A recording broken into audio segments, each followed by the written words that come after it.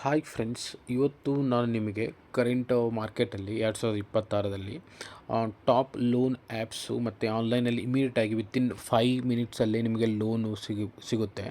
So ಆ ಆ್ಯಪ್ಗಳು R B I register ಇರುತ್ತೆ. ಸೊ ಆ ಆ್ಯಪ್ ಡೀಟೇಲ್ಸಾಗಿ ಹೇಳಿಕೊಡ್ತೀನಿ.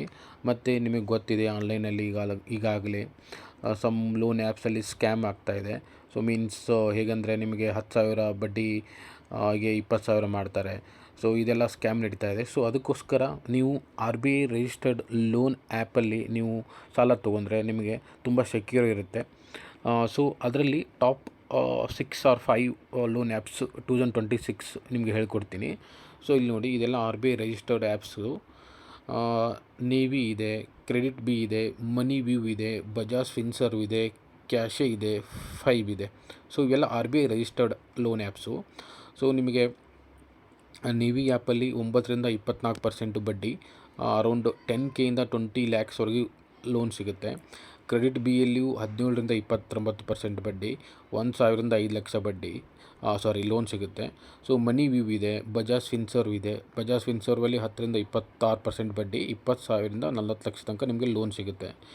ಸೊ ಈ ಥರ ನೀವು ಎಲ್ಲ ವೆರಿಫೈ ಮಾಡ್ಕೊಳ್ಳಿ. ನೀವು ಯಾವುದಾದ್ರೂ ಆ್ಯಪಲ್ಲಿ ಲೋನ್ ತೊಗೊಳೋಕ್ಕೂ ಮುಂದೆ ಅದು ಆರ್ ಬಿ ಐ ರಿಜಿಸ್ಟರ್ ಇದೆಯೋ ಇಲ್ಲವೋ ಅಂತ ನೀವು ಕನ್ಫರ್ಮ್ ಮಾಡ್ಕೊಳ್ಳಿ. ಇಲ್ಲಾಂದರೆ ನಿಮಗೆ ಸ್ಕ್ಯಾಮ್ ಆಗೋದು ಗ್ಯಾರಂಟಿ.